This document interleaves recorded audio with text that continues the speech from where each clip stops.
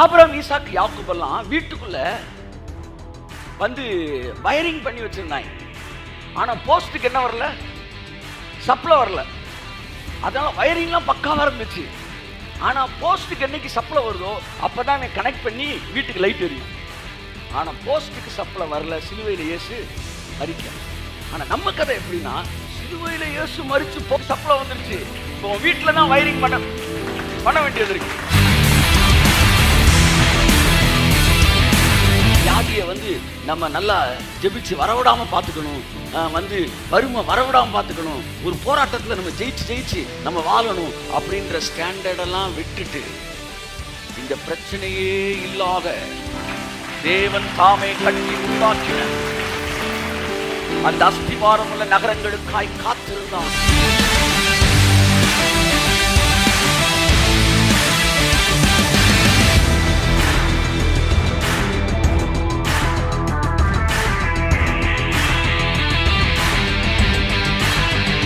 New Jerusalem என்பது இது வந்து மெட்டீரியல் ஒரு சிட்டி கிடையாது, இது ஒரு ஸ்பிரிட் பீயிங். அதனால உள்ள நுழையும் போது உங்களே அதை டிரான்ஸ்ஃபார்ம் பண்ணுது.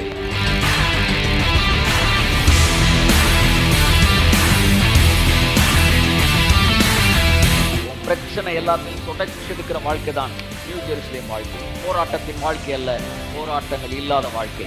பிரச்சனைகள் ஜெயிக்கிற வாழ்க்கை அல்ல, பிரச்சனை இல்லாத வாழ்க்கை. வியாதிகளோடு போராடுகிற வாழ்க்கை அல்ல, வியாதிகளின் சாயல்களோடு எல்லைக்குள் நுழைய முடியாத ஒரு வாழ்க்கை.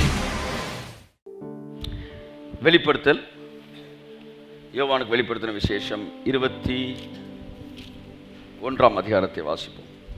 பின்பு நான் புதிய வானத்தையும் புதிய பூமியையும் கண்டேன். முந்தின வானமும் முந்தின பூமியும் ஒளிந்து போயின, சமுத்திரமும் இல்லாமல் போயிற்று. யோவானாகிய நான் புதிய எருசலேமாகிய பரிசுத்த நகரத்தை தேவனிடத்திலிருந்து பரலோகத்தை விட்டு இறங்கி வர கண்டேன். அது தன் புருஷனுக்காக அலங்கரிக்கப்பட்ட மணவாட்டியை போல ஆயத்தமாக்கப்பட்டிருந்தது. ஆமென். கரங்களை தட்டி இந்த வார்த்தைக்காக நன்றி சொல்லுவோம். எல்லாரும் எல்லாரும் சேர்ந்து சொல்லுவோம். யோவானாகிய நான் புதிய எருசலேமாகிய பரிசுத்த நகரத்தை தேவனிடத்திலிருந்து பரலோகத்தை விட்டு இறங்கி வர கண்டே. நல்ல பிதாவே, எங்கள் கண்கள் திறக்கப்படட்டும். வார்த்தை கேட்கிற அத்தனை பேர் வாழ்க்கை இந்த புதிய எருசலேம் வாழ்க்கை தோங்குவதாக இயேசு கிறிஸ்துவின் நாமத்தில் பிதாவே. கரங்களை தட்டி கர்த்தரை நன்றி சொல்லுவோம். ஆமென். உற்சாகமா எல்லாரும். பரம எருசலேமே பரலோகம் விட்டிறங்குதே, அழகான மணவாட்டியாய் அழகாக ஜொலித்திடுது. சொல்லுங்க. பரம எருசலேமே பரலோகம் விட்டிறங்குதே, அலங்கார மணவாட்டியாய் அழகாக. ஆமென். நல்ல பாட்டு. முன்னாடி வேற கான்செப்ட்ல போனோம், சரியான டைமென்ஷன்ல பாடிட்டு இருக்கிறோம். கையை தட்டுங்க. ஆமென். பரம எருசலேம் என்கிற அந்த நகரம் பரலோகத்தை விட்டு இறங்குவதை நான் கண்டேன். சபை என்பது பரம எருசலேமுடைய கேரக்டரை பரலோகத்தோட கேரக்டர் மாற்றி பிரசங்கம் பண்ணிருச்சு. அதுதான் இங்க பிரச்சனையே. இது வரைக்கும் பரலோகம் எப்படிலாம் இருக்குன்னு உங்களுக்கு சொல்லி கொடுத்தாங்கல்ல, அதெல்லாம் பரலோகத்தை பற்றி செய்தியே கிடையாது. அது பரம எருசலேம் பற்றிய the quality of New Jerusalem. It is not the quality of the heaven, the nature of heaven. It is the nature of the New Jerusalem. ஒரு பெரிய விஷயத்தை சபை தவறு பண்ணியது. அங்கு பரலோகத்தில் பாருங்க, அந்த வீதியெல்லாம் பளிங்கு மாதிரி இருக்குங்க. அந்த வஜ்ர கல்லு, 12 வாசல், இதெல்லாம் பரலோகமே கிடையாது. பைபிள் தெளிவா சொல்லுது, அந்த நகரத்தோட குவாலிட்டியும் அது. கையத்தட்டு. அந்த நகரத்துல தான் இதெல்லாம் இருந்துச்சு. இப்ப நம்ம வாசிக்க போறோம். அங்கு கண்ணீர் இல்லை, கவலை இல்லை, சூரியன் இல்லை, சர்ச்சே இல்லை. கையத்தட்டுக்கும் போத அந்த ஆட்டுக்குட்டியானவரே இருந்தார். இது எல்லாம் பரலோகத்தில் இருக்கும், பரலோகத்துக்குன்னு சொல்லி கொடுத்தா. இது பரலோகத்தில் இல்லை, அது நியூ ஜெருசலேம்ல இருந்துச்சு. இந்த நகரத்தை பற்றி இன்னைக்கு படிக்க போறோம். எதுக்காக இந்த நகரத்தை பற்றி படிக்க போகிறோம் என்றால், இன்று வரை சபைக்கு இந்த நகரத்தை குறித்த வெளிப்பாடு இல்லை. இந்த நகர வாழ்க்கை தான் கிறிஸ்துவுக்குள்ளாக நாம் வாழ ஆரம்பித்திருக்கிறோம் என்கிற வெளிப்பாடை இன்று வரை பெரும்பான்மையான சபைகள் அந்த வெளிப்பாட்டுக்குள் வரவில்லை. சிலுவை குறித்த முழு அறிவை பெற்று, சிலுவை குறித்த அறிவிலே தங்கள் கிருபையின் வாழ்க்கையை துவக்குகிறவர்கள் தான் இந்த பரம எருசலேம் வாழ்க்கைக்குள்ளாய் கடந்து வருகிறார்கள். இது தேவன் தானே கட்டி உண்டாக்கின நகரம். கை தட்டுங்க. இந்த நகர வாழ்க்கையை தான் இங்கே நாம் வாழுவதற்காக இயேசு சிலுவையில் எல்லாவற்றையும் செய்து முடித்தார். இந்த நகரத்தை குறித்த வெளிப்பாடு இன்னைக்கு சபைக்கு இல்லை. இந்த நகர வாழ்க்கை வாழணும் என்கிற விருப்பம் சபைக்கு இல்லை. இதற்காகத்தான் இயேசு எல்லாவற்றையும் செய்து முடித்தார் என்கிற ஒரு வெளிப்பாடு சபைக்கு இல்லை. ஆனா இந்த வெளிப்பாடு 3000 வருஷத்துக்கு முன்னாடியே ஆபிரகாமுக்கு இருந்தது. கரங்களை தட்டி கர்த்தருக்கு நன்றி சொல்லு. ஆமென். the classic faith of Abraham. அதான் இன்னைக்கு எடுக்க வர விசுவாசம் 14வது பாகம். the classic faith, the kingdom faith of Abraham. வாசிப்போம். எபிரேயர் 11:9-10. விசுவாசத்தினாலே அவன் வாக்குத்தத்தம் பண்ணப்பட்ட தேசத்திலே பரதேசியை போல சஞ்சரித்து அந்த வாக்குத்தத்தத்திற்கு உடன் சுதந்திரராகிய ஈசாக்கோடும் யாக்கோபோடும் கூடாரங்களிலே குடியிருந்தான். ஆமென். ஏனெனில் தேவன் தாமே கட்டி எல்லாம் சொல்லுவோம். ஏனெனில் எல்லாம் என்ன பாருங்க, தேவன் தாமே கட்டி உண்டாக்கின அந்த நகரத்திற்காக கையெழுத்து. Abraham had the revelation of New Jerusalem life. New Jerusalem ன்றது பில்டிங் கிடையாது. New Jerusalem is a life. கையெழுத்து. That is what kingdom life. That is what kingdom life. நான் சொல்லியிருக்கேன் ஏற்கனவே, ராஜா என்பவர் ராஜதானி என்பது வேறு. ராஜா ஒரு குறிப்பிட்ட சில நகரங்களை ராஜதானி தன்னுடைய ராஜகுல மக்கள் இருப்பதற்காக வைத்திருக்கிறார். That is the extension of the palace. Kingdom எல்லா இடத்துல இருக்கு. பேலஸோட எக்ஸ்டென்ஷன் அந்த ராஜதானியில் இருக்குது. இப்படிதான் பரலோகம், அந்த பரலோகத்தோட கிங்டம், அந்த எக்ஸ்டென்ஷனுக்கு பேர் தான் the New Jerusalem. இந்த நியூ ஜெருசலேம் லைஃப் ஸ்டைலை பற்றிய வெளிப்பாடு ஆபிரகாமுக்கு இருந்துச்சு. அதனால அவன் வாழ்க்கையில் இந்த பூமியில நல்லா சம்பாதிக்கணும், நல்லா வாழணும், அப்புறம் கரண்ட்டுக்கு பில்லு கட்டணும், அப்புறம் கரண்ட் பில்லை விட நம்ம நல்லா சம்பாதிக்கணும், அப்புறம் நல்ல வேலை கிடைக்கணும், 4 பேர் நம்மளை கை தட்டணும், நமக்கு நம்மளை தூக்கி வச்சு ஆடணும், இல்லை இப்படி இருக்கணும், வியாதியை நம்ம நல்லா ஜெபிச்சு வரவிடாமல் பார்த்துக்கணும், வறுமை வரவிடாமல் பார்த்துக்கணும், ஒரு போராட்டத்தில் நம்ம ஜெயிச்சு நம்ம வாழணும் அப்படின்ற ஸ்டாண்டர்டெல்லாம் விட்டுட்டு இந்த பிரச்சனையே இல்லாத தேவன் தாமே கட்டி உண்டாக்கின அந்த அஸ்திவாரம் உள்ள நகரங்களுக்காய் காத்திருந்தான். He was waiting for that standard lifestyle. That's what the classic faith, the kingdom faith. பரம எருசலேம் நகரம் அப்படின்னு பேர் வைக்கலாம் இந்த சப்ஜெக்ட், இந்த வார செய்திக்கு. இல்ல தேவன் தாமே கட்டி உண்டாக்கின நகரம் அப்படின்ற தலைப்பு வைக்கலாம். இல்லாட்டி ஹெவன் ஆன் எர்த் ஃபெய்த். ஆமென், அப்படி வைக்கலாம். அதுக்கு ஆமென்னா சரி, ஹெவன் ஆன் எர்த் ஃபெய்த், அதாவது பரலோகத்தை பூமியில வாழ வைக்கிற விசுவாசம். விசுவாசத்துல நிறைய ஸ்டாண்டர்ட் இருக்கு. பைபிள் அதான் ஒரு இடத்துல சொல்லுது, மகா பரிசுத்த விசுவாசம் அப்படி ஒரு விசுவாசம் இருக்கு. அப்ப விசுவாசத்துல பல ஸ்டாண்டர்ட் இருக்கு. நாளைக்கு எப்படி எனக்கு ஸ்கூல்ல இடம் கிடைச்சிடணும், நாளைக்கு எப்படி எனக்கு வேலை கிடைச்சிடணும்ன்றதுலாம் ஃபெய்த் தான். ஆனா பரம எருசலேம் வாழ்க்கை இந்த பூமியில நான் வாழ வேண்டாம் அப்படின்னு ஒருத்தன் நினைச்சானா, that is classic faith. ஆமென், நல்லா கேட்டுங்க. இந்த ஃபெய்த் எல்லாம் நீ கடந்த காலத்திற்கு எல்லா ஃபெய்த்தையும் ஒரு லெவலில் வச்சுக்காங்க. ஆனால் உங்கள் மைண்டு எப்போவுமே இந்த பரம எருசலேம் வாழ்க்கை வாழக்கூடிய ஒரு எதிர்பார்ப்போடு இணைக்கப்பட்ட ஒரு விசுவாசமாய் என்றைக்கு சபை வருகிறதோ அன்றைக்கு தான் சபை தேவனுடைய ராஜ்யத்தை இந்த பூமிக்கு காட்டக்கூடிய சபையாய் மாறும். தேவன் தாமே கட்டி உண்டாக்கின அந்த வசனத்தை வாசிப்போம். ஏனெனில் தேவன் தாமே கட்டி உண்டாக்கின அஸ்திபாரங்களுள்ள நகரத்திற்கு அவன் காத்திருந்தான். ஓகே, 13 வாசிப்போம். இவர்கள் எல்லாரும் வாக்குத்தத்தம் பண்ணப்பட்டவைகளை அன்புக்குரியவர்களே, நீங்க எல்லாம் நினைக்கிற மாதிரி ஆபிரகாம், ஈசாக்கு, யாக்கோபு இவங்க எல்லாம் தேவன் அவனுக்கு ஃப்ரெண்டுன்னு சொல்றதுக்கு வெட்கப்படாத அளவுக்கு அவன் மேல அன்பு, அவன் மேல சிநேகிதன் என்று அழைக்கப்படுவதற்கு வெட்கப்படலையா. அந்த அளவுக்கு இருந்தாங்கன்னா அவங்கெல்லாம் ஏதோ இந்த பூமியில நிறைய பேர் சொல்லுவாங்க பாருங்க, அதெல்லாம் பழைய ஏற்பாட்டு விசுவாசம். பழைய ஏற்பாட்டு விசுவாசம் தான் இந்த பொருள், ஐஸ்வர்யம், ஆஸ்தி, இதெல்லாம் ஓல்ட் டெஸ்டமெண்ட் ஃபெய்த்னு வாங்க.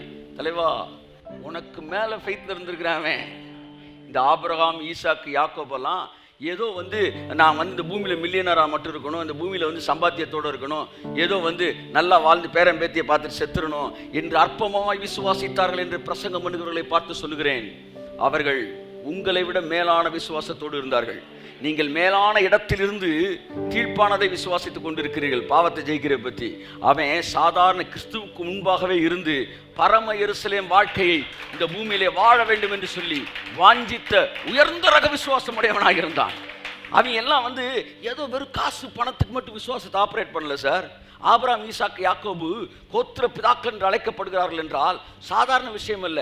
அவன் ஏதோ லோயர் லெவல் ஃபெய்த்தில் ஆப்ரேட் பண்ணல, அவனுக்கு ஹையர் லெவல் ரெவலேஷன்ஸ் இருந்துச்சு. அதனால தான் இந்த பூமியிலே அவர்கள் தங்களை அந்நியரும் பரதேசிகளும் என்று அறிக்கையிட்டார்கள். அந்நியர்னா என்ன அர்த்தம்? இந்த பூமியில இருக்கிற சட்ட திட்டங்கள், இந்த பூமியில இருக்கிற வியாதிகள், இந்த பூமியில இருக்கிற பிரச்சனைகள் எங்களை சேதப்படுத்த முடியாது. ஏனென்றால் நாங்கள் இந்த பூமிக்கு அந்நியர்கள், இந்த பூமிக்கு நாங்கள் பரதேசிகள். கரங்களை தட்டி ஆமென். சபைக்கு பரம எருசலேமின் வெளிப்பாடு வருவதாக. சபை பரம எருசலேம் வாழ்க்கையை விசுவாசிப்பதாக. இதுதான் ஆபிரகாம், ஈசாக்கு, யாக்கோபு இவர்களுடைய விசுவாசம். நாம் ஆபிரகாமின் சந்ததியா இருக்கிறபடியால் ஆபிரகாமின் விசுவாசத்தை உடையவர்களாக இருக்கிறோம். ஆபிரகாமின் விசுவாசம் என்ன? இந்த பூமியிலே நாங்கள் அந்நியர். இந்த பூமியோட எந்த பிரச்சனைகளும், இந்த பூமியின் எந்த சட்டதிட்டங்களும் எங்களை சேதப்படுத்த முடியாது. ஏனென்றால் நாங்கள் இந்த பூமிக்குரியவர்கள் அல்ல. கரங்களை தட்டி ஆமென். எப்படி பிரசங்கம் பண்ணிட்டாங்க? அந்நியர் பரதேசினா சோத்துக்கு லாட்டரி அடிச்சிருந்தாங்க சார், இப்படி பேசிட்டாங்க சார். அப்ப ஆபிரகாம், ஈசாக்கு, யாக்கோபெல்லாம் பரதேசியா சுத்துனாங்க. அதாவது அந்நியராய், அதாவது என்ன சொல்ல அந்நியராய் அப்படின்னா அவன் கையில கூட காசு இல்லாம தெரிஞ்சாங்க. நல்லா தெரிஞ்சுக்காங்க, உங்க வாழ்க்கையில நீங்க அப்படிலாம் இருக்கிறீங்க, நாளைக்கு ஒரு பெட்டர் ஸ்டாண்டர்ட் லைஃப்க்கு நீங்க வரணும்னு கர்த்தர் உங்களை கொண்டு வர போறாருன்னு சொல்லும்போது இப்பேற்பட்ட ஒரு வாழ்க்கையிலிருந்து நீங்க அங்க வரலாம் அப்படின்னு பிரசங்கம் பண்ணலாம், தப்பு இல்லை. ஆனா இவர்கள் தங்களை அந்நியர் என்று அறிக்கையிட்டது, பரதேசி என்று அறிக்கையிட்டு கையில காசு இல்லாமல் இல்ல. ஈசாக்கெல்லாம் அந்த ஏரியால இருந்த பணக்காரனை விட ஈசாக்கெல்லாம் பெரிய பணக்காரனா இருந்தான், சிட்டிசனை விட பணக்காரனா இருந்தான். அவன் மேல தேவனுடைய ஆசீர்வாதம் இருந்தது. யூதனுடைய வித்து பல வேலைகளை அவனுக்குள்ளே செய்து கொண்டிருந்தது. அதெல்லாம் இல்லை. ஆனா அவன் என்ன சொல்றான்? நாங்கள் இந்த பூமியிலே அந்நியர்ன்றான், பரதேசின்றான். இதெல்லாம் சிலுவைக்கு அப்புறம் நம்ம விசுவாசிக்க வேண்டியதை சிலுவைக்கு முன்னாடி விசுவாசிட்டான். அதான் பைபிள் சொல்லுது, அவர்கள் வாக்குத்தத்தம் பண்ணினதை தூரத்திலே கண்டு நம்பி அணைத்து கொண்டார்கள். ஒரு ஹெவன் ஸ்டாண்டர்ட் லைஃப், கிங்டம் லைஃப்னா என்ன என்பதை குறித்த வெளிப்பாடு ஆபிரகாமுக்கு இருந்தது, ஈசாக்குக்கு இருந்தது, யாக்கோபுக்கு இருந்தது. That is what the classic faith. எப்படியாச்சும் பணம் சம்பாதிச்சிடணும், வேலை கிடைச்சிடணும், குடும்பம் செட்டில் ஆயிடணும், வீடை கட்டணும், மட்டமான விஷயம். தலையில நறுக்குன்னு கொட்ட போறேன் நான். மட்டமான விசுவாசம். இயேசு சொன்னார், எண்ணத்தை உண்போம், எண்ணத்தை புசிப்போம், எவனை காலி பண்ணுவோம், எவனை விழுங்குவோம் என்று வகை தேடி சுற்றி தெரியாதீர்கள். இவைகளெல்லாம் உங்களுக்கு வேண்டியவை என்று உங்கள் பரமபிதா அறிந்திருக்கிறார். முதலாவது பரம எருசலேமாகிய தேவனுடைய ராஜ்யத்தை தேடுங்கள், பிறகவையெல்லாம் உங்களுக்கு. கனவு, சிந்தனை, எதிர்பார்ப்பு, வாக்குத்தத்தம், அவருடைய எக்ஸ்பீரியன்ஸ் எல்லாம் அந்த பரம எருசலேம் வாழ்க்கை. தேவன் தாமே கட்டி உண்டாக்கின அந்த நகரத்திற்காக அவர்கள் காத்திருந்தார்கள். ஆபிரகாமுக்கு அந்த வெளிப்பாடு இருந்தது, பரம எருசலேம் வாழ்க்கை. ஆனா சிலுவையிலே இந்த வாழ்க்கை வாழ்வதற்கு இயேசு ஜீவனை கொடுக்க வேண்டும், தன் ரத்தத்தை சிந்த வேண்டும். எல்லாம் முடிந்தது என்று அவர் அறிக்கையிடும் போது இந்த பூமியில் இருக்கிற பிசாசின் ராஜ்யத்தில் நாம் விடுதலையாகி பரம எருசலேம் வாழ்க்கைக்குள்ளே நாம் நுழைகிறவர்களாக இருக்கிறோம். ஆனா அவன் எல்லாம் விசுவாசம் அவனுக்கு இருந்துச்சு. ஆனா விசுவாசமும் சோர்ஸும் சேர்ந்தாதான் ஹைட்ரஜன் 2 பார்ட், ஆக்சிஜன் 1, 2 சேர்ந்தாதான் வாட்டர் வரும். அவன் ஹைட்ரஜன் இருந்துச்சு, ஆனா என்ன வரல? ஆமாம், கரெக்டு. ஏதோ உங்களை நம்பி பிரசங்கிக்கலாம், பிரச்சனை இல்லை. ஆக்சிஜன் 1 பங்கும் ஹைட்ரஜன் 2 பங்கும் இணைந்தால் என்ன கிடைக்குது? வாட்டர் கிடைக்குது. இப்போ இயேசு கிறிஸ்து ஆக்சிஜனாக இருக்கிறாரு, இவன் வந்து ஹைட்ரஜனாக இருக்கான். ஃபெய்த் வந்து ஹைட்ரஜனை வந்து சிலுவையில் முடித்தது ஆக்சிஜனை. இப்போ இந்த ஆக்சிஜனும் இந்த ஹைட்ரஜனும் கனெக்ட் ஆகும்போது அங்கே ரட்சிப்பு என்ற வாட்டர் என்ன செய்யுது? வெளியே வருது. இவன் எல்லாருக்கும் விசுவாசம் இருந்துச்சு, ஆனால் இயேசுன்னு முடிக்காதனால இவன் பரம எருசலேம் வாழ்க்கை என்ன செய்யல, இந்த பூமியில அனுபவிக்க முடியல. ஆனாலும் சாகுறப்ப கூட என்ன சொல்லிட்டு செத்தானா? நாங்க இந்த பூமிக்கு அந்நியண்டா, நாங்க பரதேசியா. இயேசு சிலுவையில முடிச்சிட்டாரு. இப்ப நம்ம லைஃப் என்னன்னா, ஆக்சிஜன் முன்னாடி வந்துருச்சு, ஹைட்ரஜன்னா பின்னாடி வரணும். இப்ப ஆக்சிஜன் ரெடியா இருக்கிறனால இந்த செகண்ட் ஹைட்ரஜன் வந்தா இந்த செகண்ட் வாட்டர் வந்துடும். நான் சொல்றேன் புரியுதா? புரிஞ்சவங்க அல்லையா சொல்லுங்க. வேற மாதிரி சொல்றேன். ஆபிரகாம், ஈசாக்கு, யாக்கோபு எல்லாம் வீட்டுக்குள்ள வந்து வயரிங் பண்ணி வச்சிருந்தாங்க. ஆனா போஸ்ட்டுக்கு என்ன வரல? சப்ளை வரல. அதனால வயரிங்லாம் பக்காவா இருந்துச்சு. ஆனா போஸ்ட்டுக்கு என்னைக்கு சப்ளை வருதோ அப்பதான் அவன் கனெக்ட் பண்ணி வீட்டுக்கு லைட் எரியும். ஆனா போஸ்ட்டுக்கு சப்ளை வரல, சிலுவையில் இயேசு மரிக்கல. ஆனா நம்ம கதை எப்படின்னா, சிலுவையில் இயேசு மரிச்சு போஸ்ட்டுக்கு சப்ளை வந்துருச்சு. இப்போ வீட்டில் தான் வயரிங் பண்ண வேண்டியது இருக்கு. இன்னைக்கு நைட்டு நீ வயரிங் பண்ணினா இன்னைக்கு நைட்டே உனக்கு லைட் எரியுது. இனி உங்களுடைய விசுவாசம் எல்லாம் பரம எருசலேம் விசுவாசமாகத்தான் இருக்க வேண்டும். ஆபிரகாமின் விசுவாசம் என்பது அதுதான், ஈசாக்கின் விசுவாசம் என்பது அதுதான், யாக்கோபின் விசுவாசம் என்பது அதுதான். அவன் சாகும்போது தன்னுடைய எலும்புகளை கூட என்ன செய்யணும்? இந்த எகிப்தில் இருக்கக்கூடாதா, இதை எடுத்துருக்கடான்னா. அவர்கள் எல்லாம் இந்த பூமி கண்ணின்னு பேசுறான். இதான் பவுல் எழுதுறான், இந்த உலகத்திற்கு ஒத்த வேஷம் தெரியாமல் தேவனுடைய நன்மையும் கிருபையும் பரிபூரணமான சித்தம் இன்னது என்பதை பகுத்துணரத்தக்கதாக உங்கள் மனம் புதிதாகிறதினாலே பரம எருசலேம் வாழ்க்கைக்கு மறுரூபமாகுங்கள். ஆமென். என் அருமையான தேவ பிள்ளையே, உன்னை தேவன் அழைத்திருப்பது இந்த பூமிக்குரிய வாழ்க்கை வாழுவதற்கு அல்ல, பரம எருசலேமின் வாழ்க்கை இந்த பூமியில நீ அனுபவிப்பதற்காக சிலுவையிலே இயேசு உயிர் கொடுத்தார். இன்று இரவிலே நீ அதை விசுவாசிப்பாயானால், இந்த இரவிலே அந்த பரம எருசலேம் வாசலுக்குள்ளாய் நீ நுழைந்து இந்த இரவு முதற்கொண்டு நீ பரம எருசலேம் வாழ்க்கையை அனுபவிக்க ஆரம்பிப்பாய். ஆமென். ஒரு ஆமென காணம் பாருங்க. பரம எருசலேம் என் வாழ்க்கையை அவர்கள் விசுவாசித்தார்கள். வாசிப்போம் அந்த 2 வசனத்தை முத சொன்னது. ஏனெனில் தேவன் தாமே கட்டி உண்டாக்கின அஸ்திபாரங்கள் உள்ள நகரத்திற்கு அவன் காத்திருந்தான். இவர்கள் எல்லாரும் வாக்குத்தத்தம் பண்ணப்பட்டவைகளை அடையாமல் தூரத்திலே அவைகளை கண்டு நம்பி அணைத்துக் கொண்டு, தூரத்திலே சிலுவைக்கு அப்புறம் தான் அவன் பார்க்கிறான், தூரத்திலே அதை கண்டு பூமியின் மேல் தங்களை அந்நியரும் பரதேசிகளும் என்று அறிக்கை. அவங்களுக்கு பரம எருசலேம் தூரத்தில் இருந்தது. பைபிள் சொல்லுது, நமக்கோ அது சமீபமாயிருக்கிறது. முன்பு தூரமாயிருந்த நீங்கள் இப்பொழுது கிறிஸ்து இயேசுவினாலே சமீபமானீர்கள். பரம எருசலேம் உங்க வீட்டு வாசற்பதியை கதவை தட்டுற இடத்துல நின்றுட்டு. ஆமென். விசுவாசிக்கிறவர்கள் பாக்கியவான்கள். பரிசுத்த ஆவியானவர் இந்த வார்த்தை உலகமும் கேட்கிற ஜனங்களுக்குள்ள இன்று முதல் உங்கள் விசுவாசம் இந்த கிளாசிக் ஃபெய்த்தா பரம எருசலேம் வாழ்க்கையை இந்த பூமியில அனுபவிக்கக்கூடியவர்களாய் மாற்றுவாராக.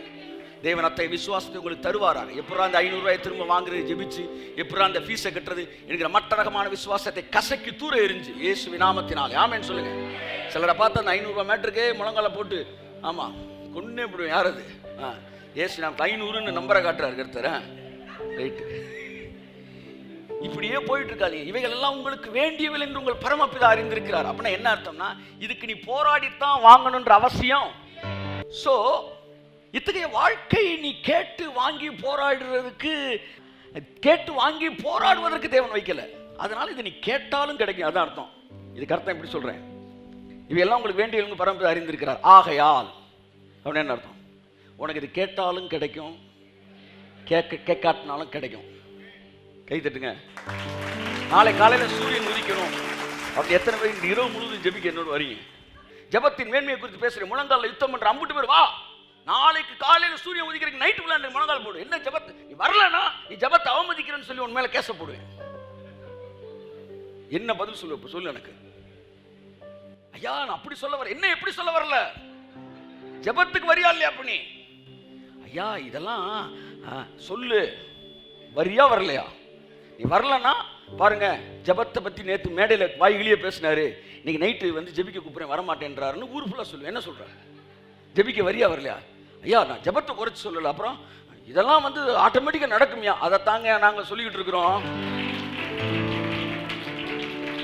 உன் ஜெபத்தை கொண்டு போய் சூரியன் உதிக்கிறதுக்கும் சந்திரன் மறைகிறதுக்கும் காத்தடிக்கிறதுக்கும் வேஸ்ட் பண்ணிட்டு இருக்கிற இவைகள் எல்லாம் உங்களுக்கு வேண்டியவை என்று உங்கள் பரமபிதா அறிந்திருக்கிறார். மேலானவைகளை தேடுங்கள். கையை தட்டு. ஆமென். தேவன் தாமே கட்டி உண்டாக்கின அந்த அஸ்திவாரமுள்ள நகரங்களுக்கு அவன் காத்திருந்தான். ஆமென்.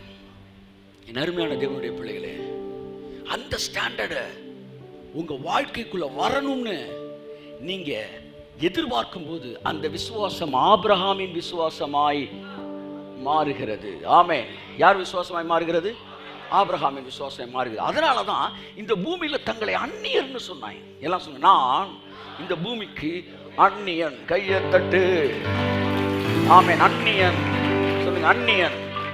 அவனை அங்க போயிடக்கூடாது. இப்படியா?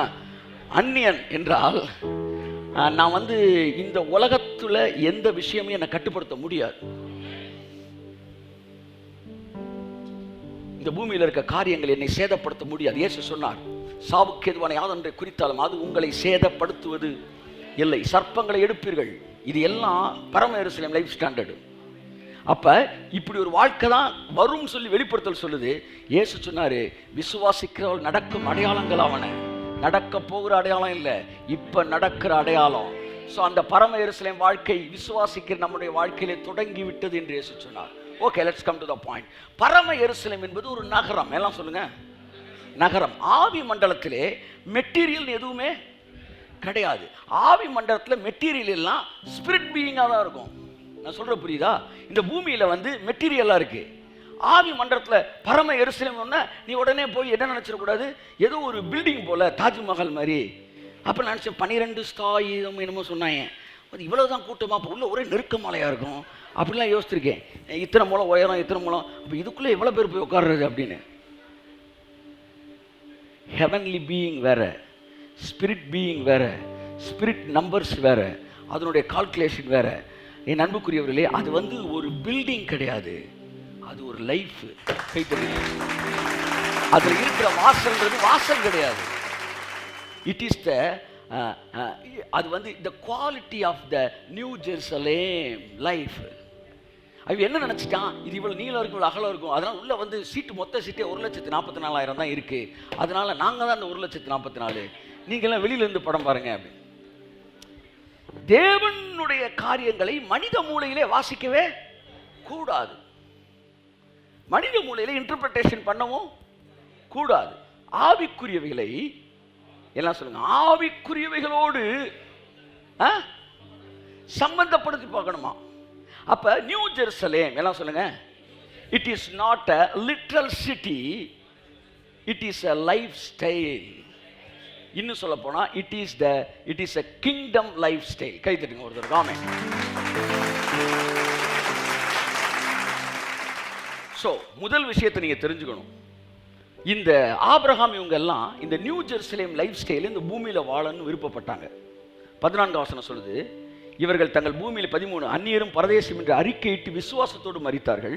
14 வாசிமா. இப்படி அறிக்கையிடுகிறவர்கள் சுய தேசத்தை நாடி போகிறோம் என்று தெரியப்படுத்துகிறார்கள். தாங்கள் விட்டு வந்த தேசத்தை நினைத்தார்களானால் அதற்கு திரும்பி போவதற்கு அவர்களுக்கு சமயம் கிடைத்திருக்குமே. அவ என்ன சொல்றான், இங்க நாங்க அந்நியர்ரா, நம்பர் 1. அதனால இந்த உலகத்தில் இருக்கிற எந்த சட்டம் என்னை வந்து பாதிக்க முடியாது. நம்பர் 1. நம்பர் 2, எங்களுக்குன்னு ஒரு சுய தேசம் இருக்கு. கை தட்டு. எங்களுக்குன்னு ஒரு லைஃப் ஸ்டைல் இருக்கு. அந்த லைஃப் ஸ்டைல்னா பரம எருசலேம் வாழ்க்கை. தேவன் தாமே கட்டி உண்டாக்கின நகரம். தேவன் தாமே இல்ல, தேவன் தாமே கட்டி உண்டாக்கின நகரம். அந்த நகரம்னா அப்ப நீங்க பாருங்க, அந்த நகரத்தை பத்தி வாசிக்க போறேன். அந்த நகரத்துக்குள்ள நீங்க நுழைஞ்ச உடனே வந்து மரணமே இல்லையா? அப்ப நான் கேட்கிறேன், நான் அமெரிக்காக்குள்ள நுழைஞ்ச உடனே நான் டக்குன்னு வெளியேற முடியுமா? முடியாதுல்ல. நான் அங்க போனாலும் இந்தியனா தான் இருப்பேன். ஏன்னா அது வந்து எழுத்துப்பூர்வமாக ஜியாகிரபிக்கல் வந்து என்ன சொல்ற பவுண்டரிக்குள்ள தான் போறீங்க. அதுக்கூட வல்லமை வந்து உங்களுடைய சரீரத்தெல்லாம் மாற்றாது, உங்கள் ஆளை மாற்றாது. ஆனால் இந்த நியூ ஜெருசலேம் என்பது இது வந்து மெட்டீரியல் ஒரு சிட்டி கிடையாது, இது ஒரு ஸ்பிரிட் பீயிங். அதனால உள்ள நுழையும் போது உங்களே அதை டிரான்ஸ்ஃபார்ம் பண்ணுது, உங்க வாழ்க்கையை டிரான்ஸ்ஃபார்ம் பண்ணுது, உங்க லைஃபை, உங்க ஹெல்த்தை, உங்களுடைய மனநிலையை, உங்களுடைய குடும்பத்தை, உங்க பிள்ளைகளை, உங்க தொழிலை, உங்க வாழ்க்கை, எதிர்காலம் அத்தனையும் அதை டிரான்ஸ்ஃபார்ம் பண்ணக்கூடிய வல்லமையுடையதாய் அந்த நியூ ஜெருசலேம் இருக்கிறபடினால் அந்த நகரத்துக்குள்ளே நுழையும் போது என்னுடைய முழு வாழ்க்கையும் சரித்திரமும் மாறுகிறது. இதுல இருந்து என்ன தெரியுதுன்னா, அது ஒரு நகரம் அல்ல, அது ஒரு வாழ்க்கை. அப்ப இந்த நகரமா அதை வந்து உருவப்படுத்தி தேவன் என்ன செய்யறார்? இயேசு சொன்னார், பரம் பிதாவை குறித்து வெளிப்படுத்தப்பட்டவர்கள் அநேகள் வந்து ஊமைகளாக உங்களுக்கு சொல்லப்படுகிறது. ஏன்னா அதை வந்து நீங்க என்ன செய்ய முடியாது, காம்ப்ரிஹெண்ட் பண்ண முடியாது, புரிந்து கொள்ள முடியாது. அதனால உங்களுக்கு உருவமா காட்டுறாரு. அப்ப இந்த பரம எருசலேம் என்பது ஒரு வாழ்க்கை முறை. இவர்கள் தங்கள் சுய தேசத்துக்கு போகிறோம் என்று சொல்லி அறிக்கையிட்டார்களாம். வாசிங்க இந்த வசனத்தை. தாங்கள் விட்டு வந்த தேசத்தை நினைத்தார்களானால் அதற்கு திரும்பி போவதற்கு அவர்களுக்கு சமயம் கிடைத்திருக்குமே.